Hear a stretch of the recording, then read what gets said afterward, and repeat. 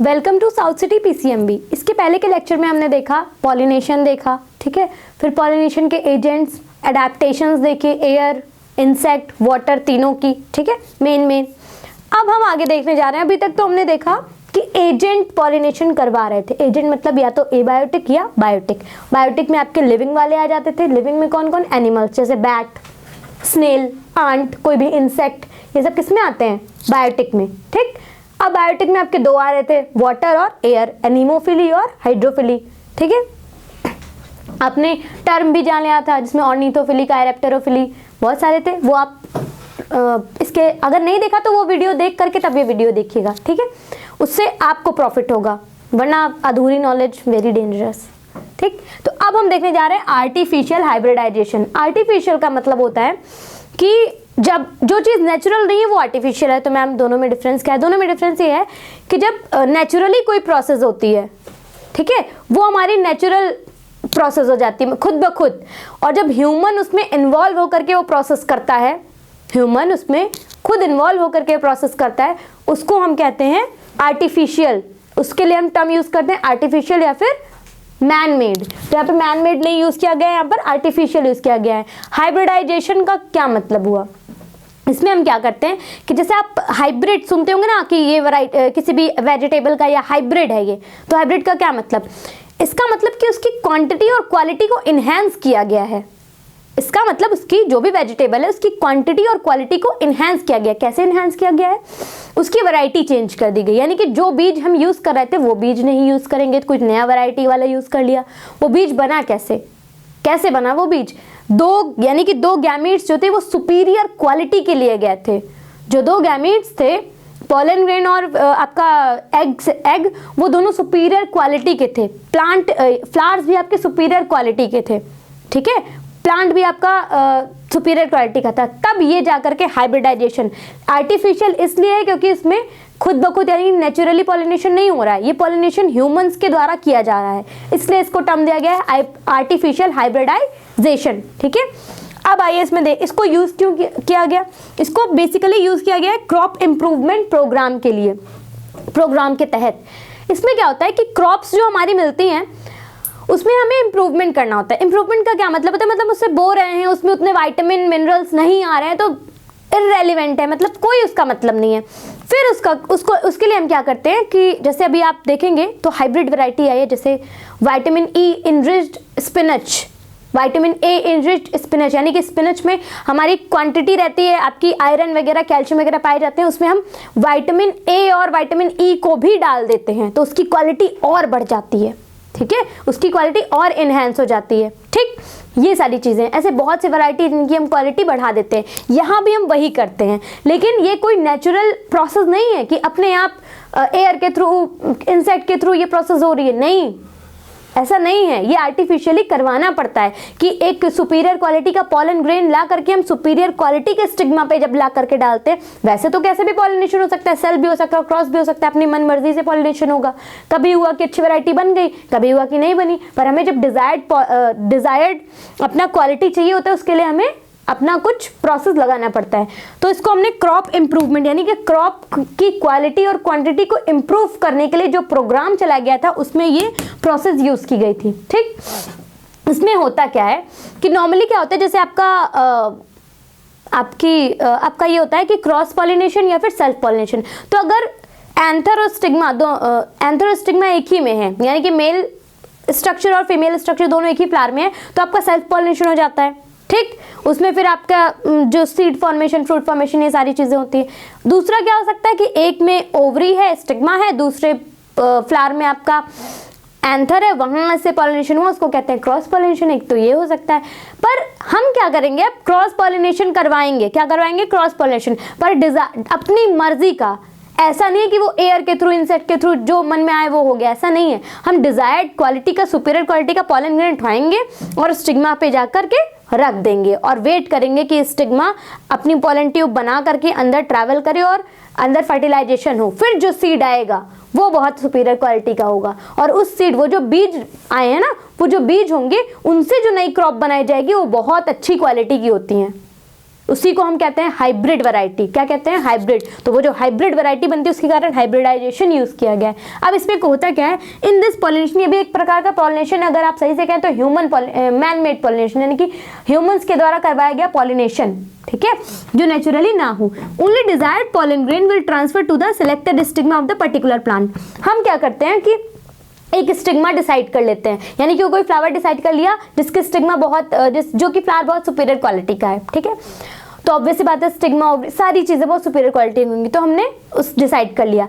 अब हम डिजायर्ड यानी कि अपने खुद का जो भी हमें क्वालिटी अच्छी लगती है वो पॉलन ग्रेन लाएंगे उसी स्पेसीज का, यानी कि अगर गुआवा है तो गुआवा की ही सुपीरियर क्वालिटी, अगर मैंगो है तो मैंगो की ही सुपीरियर क्वालिटी, ठीक है, तो हम लेकर के आएंगे। ठीक, उसके बाद हम उस पर डस्टिंग कर देते हैं पॉलन ग्रेन की, पॉलन ग्रेन स्टिग्मा पे डालते हैं, फिर वो आपका फर्टिलाइजेशन, फिर सिनगैमी डबल फर्टिलाइजेशन होता है, अंदर फ्रूट सीड बनता है।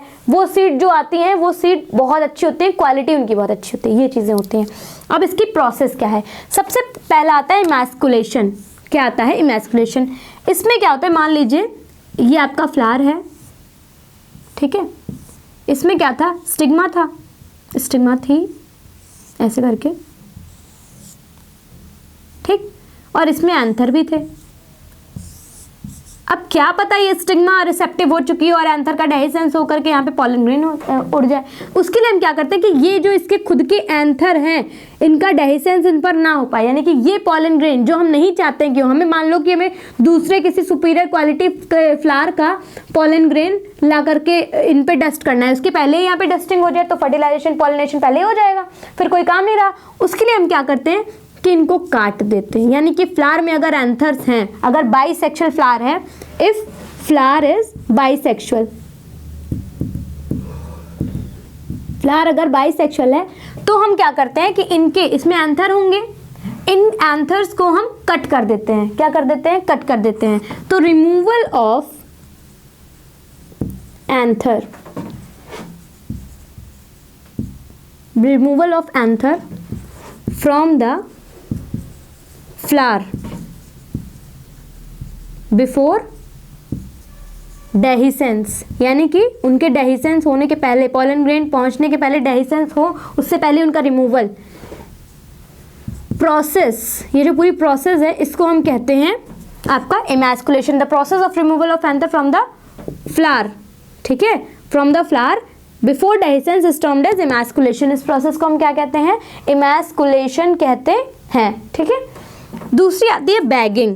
अब ये बताइए, चलिए हमने इनको काट दिया, इनके जो पॉलन ग्रेन थे इनको हमने कट कर दिया, क्या कर दिया? कट कर दिया, ये खत्म हो गए। लेकिन दूसरा इसी के प्लांट का या दूसरे इसके बगल में कोई प्लांट है जहां पर पॉलन ग्रेन्स होंगे, वो पॉलन ग्रेन उड़ करके आकर के, मान लो सेल्फ तो हमने रोक लिया, क्रॉस पॉलिनेशन आ जाए इस पे, और वो हम नहीं चाहते, हम अपना डिजायर्ड वाला ही डालना चाहते हैं कि यही फ्लावर का हम डालेंगे। कोई दूसरा फ्लावर, तीसरा फ्लावर है, उसको उसका आकर के डस्टिंग हो जाए, उसके लिए हम क्या करते हैं कि इस पे बैगिंग कर देते हैं। क्या कर देते हैं? बैगिंग कर देते हैं, यानी कि इसके ऊपर बटर पेपर लगा देते हैं, जिससे अगर कोई पॉलन ग्रेन आए तो इसके ऊपर ना जा पाए, इसके ऊपर एक कवरिंग रहे बटर पेपर की, ठीक है। तो क्यों ऐसा करते हैं? इसलिए करते हैं क्योंकि अभी स्टिग्मा रिसेप्टिव नहीं हुई है। रिसेप्टिविटी का क्या मतलब होता है? रिसेप्टिविटी एक टर्म होता है जिसमें जिसको हम लोग रिलेट कर सकते हैं मैच्योरिटी ऑफ स्टिग्मा से, यानी कि एक समय आता है जब इसकी मैच्योरिटी आ जाती है तभी ये पॉलन ग्रेन को एक्सेप्ट करती है, उसके पहले ये पॉलन ग्रेन को एक्सेप्ट नहीं करेगी, ठीक है। तो स्टिग्मा रिसेप्टिव का मतलब है मैच्योरिटी ऑफ स्टिग्मा, ठीक है। स्टिग्मा जब आपकी मैच्योर हो जाती है उसको हम कहते हैं स्टिग्मा रिसेप्टिविटी। समझ में आ गया? तो अभी ये मैच्योर नहीं हुई है, अभी हमें वेट करना पड़ेगा। क्या करना पड़ेगा? वेट करना पड़ेगा, ठीक। तो हम क्या करते हैं? After emasculation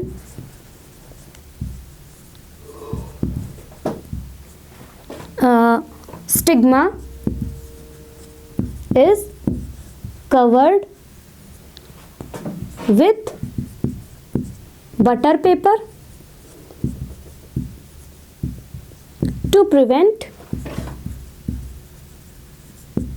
to prevent unwanted pollen grain, pollen grains landing, ठीक है। ये कब करते हैं? बिफोर स्टिग्मा या इसको कह सकते हैं टिल, ये कब तक रहेगा, till stigma receptivity.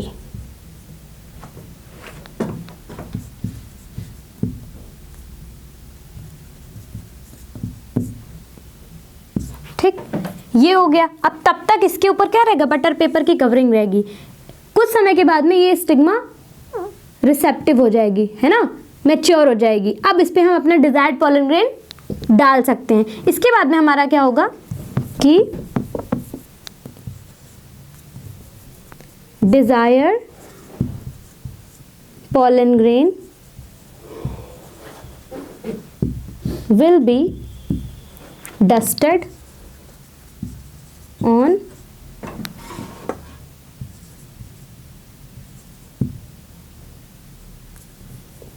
selected stigma। ठीक है, सेलेक्टेड स्टिग्मा पे डिजायर्ड पॉलन ग्रेन को डस्ट किया जाता है, डस्टिंग की जाती है। Desired pollen grain will be dusted on the selected stigma. ठीक, इसके बाद में हमारी एक प्रोसेस और होती है रीबैगिंग की। कौन सी होती है, रीबैगिंग की।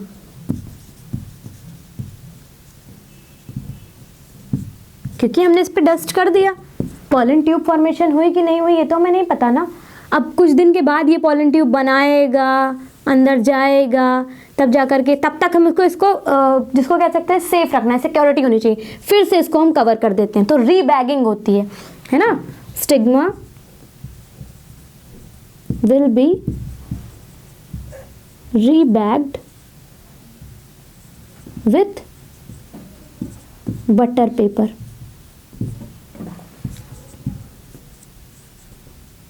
ठीक है, ये था हमारा पूरा प्रोसेस। पहला क्या होता है, इमैस्कुलेशन, यानी कि अगर बाइसेक्शुअल फ्लावर है तो हम उसमें एंथर का रिमूवल कर देते हैं ताकि उसमें सेल्फ पॉलिनेशन ना हो पाए। ठीक, बिफोर डेहिसेंस, यानी कि उसके फटने के पहले, पॉलन ग्रेन उस पर डस्ट हो उसके पहले हमें काट देना है उसको। इस प्रोसेस को कहते हैं इमैस्कुलेशन। फिर आपका आता है कि बाहर क्रॉस पॉलिनेशन ना हो जाए। ठीक है, उसके लिए हम करते हैं बैगिंग। बैगिंग क्या होता है कि इमैस्कुलेशन के बाद स्टिग्मा को कवर किया जाता है बटर पेपर से। बटर पेपर से कवर करने का क्या मतलब है कि अनवांटेड पॉलन ग्रेन्स की लैंडिंग उन पे ना होनी पाए, है ना, उनके ऊपर कोई भी अनवांटेड पॉलन ग्रेन ना आने पाए। क्यों, क्योंकि अभी स्टिग्मा रिसेप्टिव नहीं हुई है ना, टिल स्टिग्मा रिसेप्टिविटी। ठीक है, अभी वो स्टिग्मा रिसेप्टिव नहीं हुई है। फिर उसके बाद हम क्या करेंगे, जब स्टिग्मा रिसेप्टिव हो जाएगी तब क्या होगा कि pollen grain desired pollen grain, मतलब जो सुपीरियर क्वालिटी का हमने चूज किया था उसको हम डस्ट करेंगे सेलेक्टेड स्टिग्मा पे। कहाँ पे करेंगे, सेलेक्टेड स्टिग्मा पे, जो सेलेक्ट किया हमने स्टिग्मा उसके ऊपर। फिर उसकी रीबैगिंग कर देंगे, वापस से रीबैग कर देंगे स्टिग्मा को बटर पेपर से। ये आपका था पूरा आर्टिफिशियल हाइब्रिडाइजेशन। इस पर कई तरह के क्वेश्चन बनते हैं। जैसे पहले तो इसमें से 1 मार्क में क्या क्या पूछा जाएगा, आपसे पूछा जाएगा इमैस्कुलेशन क्या होता है, तो आप ये लाइन बताएंगे कि the process of removal of anther from the flower before dehiscence is termed as emasculation. फिर इमैस्कुलेशन, पहले तो हम दूसरा पूछ सकते हैं सीरीज क्या होती है, तो पहले इमैस्कुलेशन होता है, फिर बैगिंग होती है, फिर रीबैगिंग होती है। ये आपका पूरा प्रोसेस है। ठीक है, ये पूरा आपका सीरीज है। फिर दूसरा पूछा जा सकता है कि इनको यूज कहाँ किया जाता है, तो क्रॉप ब्रीडिंग प्रोग्राम में किया जाता है। कहाँ यूज किया जाता है, crop breeding crop improvement programme में किया जाता है। ठीक है, अब इसके बाद में हमारा कई क्वेश्चन इस पे इस तरह के बन सकते हैं। आप सारे क्वेश्चंस करिए, मैं तो करवाऊंगी, एक आपका नया वीडियो नया बनेगा जिसपे सिर्फ क्वेश्चन ही क्वेश्चन रहेंगे। ये आज का टॉपिक आपका आर्टिफिशियल हाइब्रिडाइजेशन था। नेक्स्ट वीडियो में आप एक नए टॉपिक के साथ, नए जोश के साथ मिलते हैं, नए क्वेश्चंस के साथ आपका, है ना, जिसको हम कह सकते हैं कि अच्छे से पढ़ेंगे।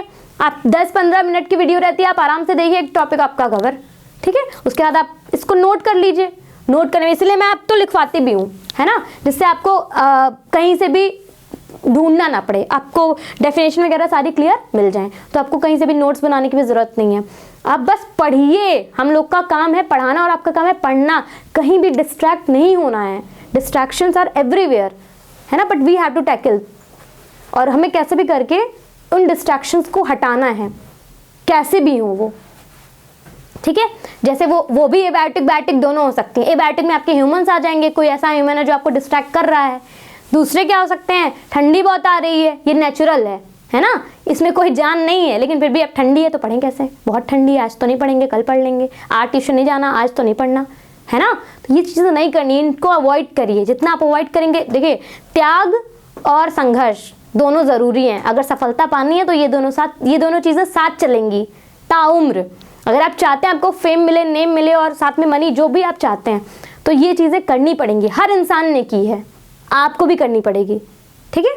तो थैंक यू सो मच। आप बस हमें सपोर्ट करते रहिए, हम आगे बढ़ते रहेंगे आपके सपोर्ट से और आपको आगे बढ़ाते रहेंगे अपने सपोर्ट से। Thank you so much. आज का वीडियो यहीं खत्म होता है। Thank you.